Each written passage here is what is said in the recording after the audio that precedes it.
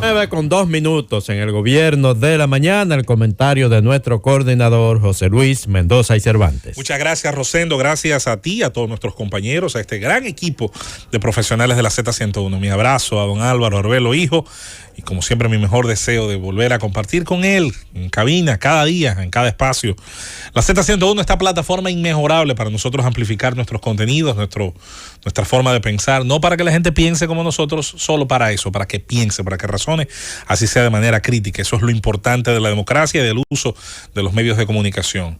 Y a don Bienvenido Rodríguez, como siempre, el agradecimiento por esta oportunidad que nos brinda en esta emisora, en esta marca de la democracia dominicana que es la Z101. Adelantamos en el transcurso de este comentario, nosotros estamos preparados hoy para cursar en medio de la programación de la Z101 el importante anuncio que se hará desde el Palacio del Voleibol Profesor Yoribel Arias, donde se va a poner hoy pues un anuncio muy importante relacionado a la reforma policial en la parte educativa. Así que ese acto, que va a estar en unos instantes iniciando, pudiera darse el caso de que empiece antes de que este comentario pues culmine su realización normal, y en caso de que así sea, pues estén atentos.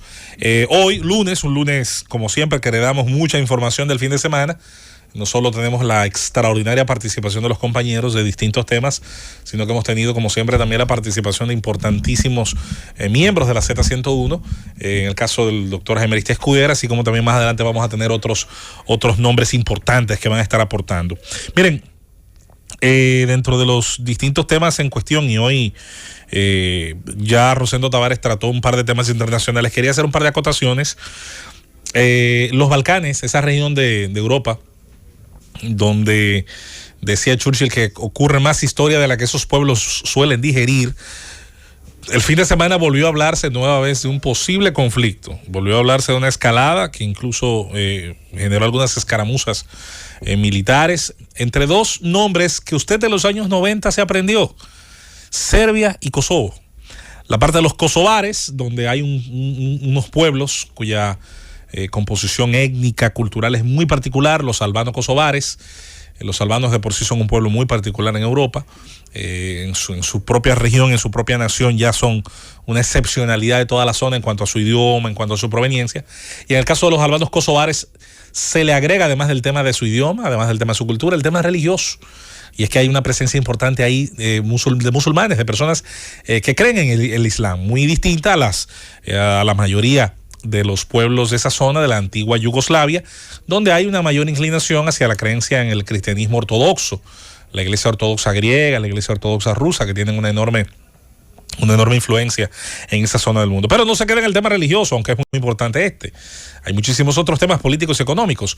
¿Y qué ocurrió este fin de semana? Bueno, sencillamente los kosovares estaban exigiendo a quienes trabajan en su territorio, a quienes cruzan a su territorio, que para hacerlo tenían que sacar documentos. Eso incluye las placas de los vehículos en sus oficinas de su capital, Pristina me parece que se llama. Siendo así, las personas que viajaban de esa zona o que se trasladan diariamente, tanto a trabajar como a estudiar, entonces dicen, bueno, pero nosotros los serbios no le pedimos eso a ustedes cuando lo hacen hacia nuestra región.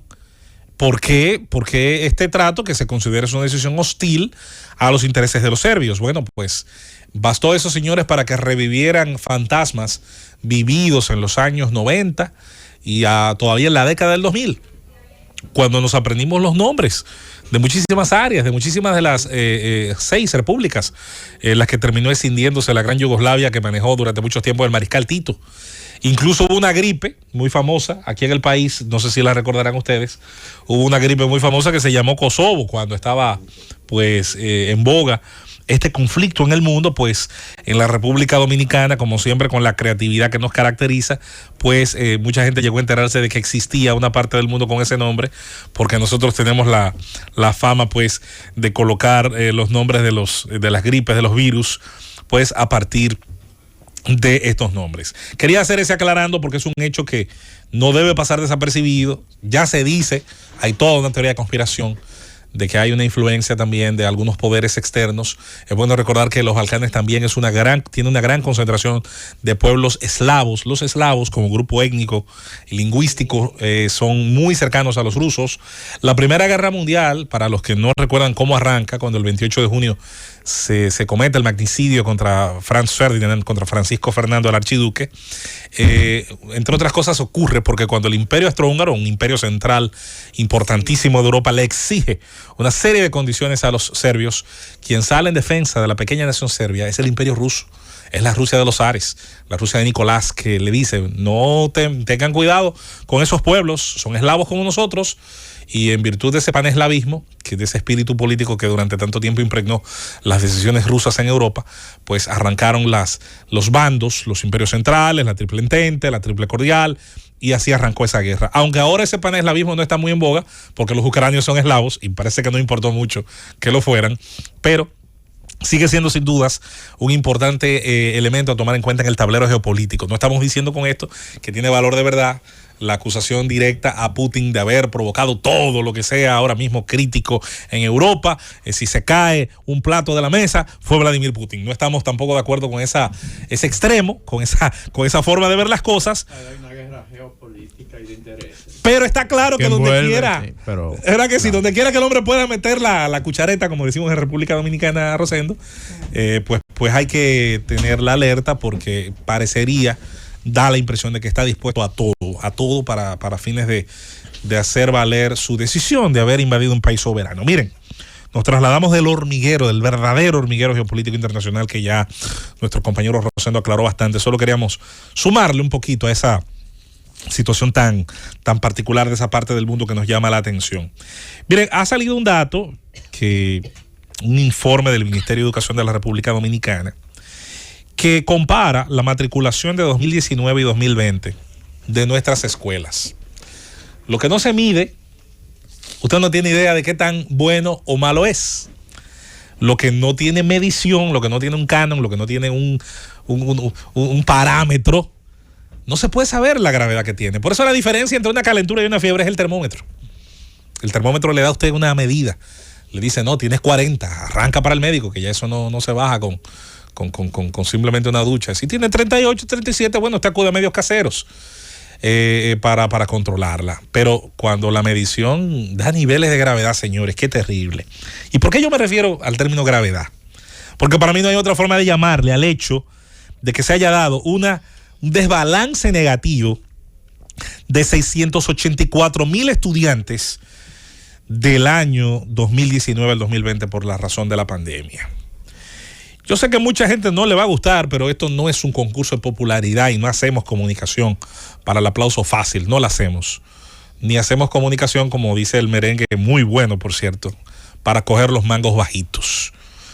Nos gusta más, como dice la misma letra de la canción, subirse al cojollito y verse en aprietos infinitos y tratar de buscar, sí, enfoques temáticos que nos hagan pensar.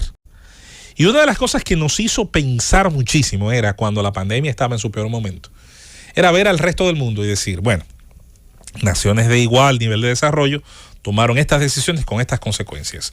Naciones de más nivel de desarrollo tomaron estas decisiones con estas consecuencias. Si las decisiones, como decía Susana, había que tomarlas casi de manera obligatoria o porque solamente daba el margen de toma de decisiones para eso, bueno, hoy cargamos con las consecuencias, que son malas, bueno, pero de aquellos polvos a estos lodos.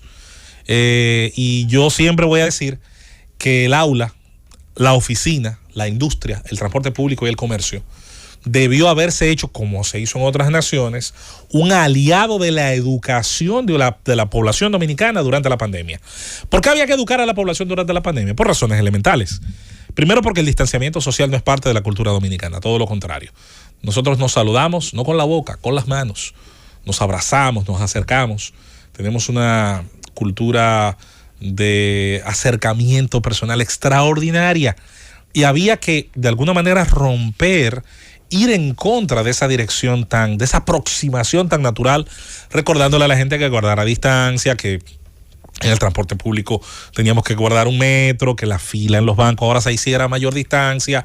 Y yo siempre insistí en que al pueblo no solamente se le educa a través de los medios de comunicación, que tratamos de hacerlo cada día, de aportar lo que podamos, que había que utilizar precisamente aspectos de la llamada rutina, de la rutina productiva. Cuando a los seres humanos se les saca sus rutinas de estudio, rutinas de producción, entonces se estaba apostando a que cuando mandáramos al hogar a estas personas, sobre todo aquellas que pertenecían a la parte más vulnerable de la sociedad, iban a estar todos aparentemente viendo la televisión o conectados a la internet en sitios donde ni siquiera había señal o donde perfectamente pues pudieran haber falencias materiales, incluyendo de aparato, de la aparatología con la que se consumen los medios. 684,000 estudiantes que no se inscribieron en el año escolar del año 2020.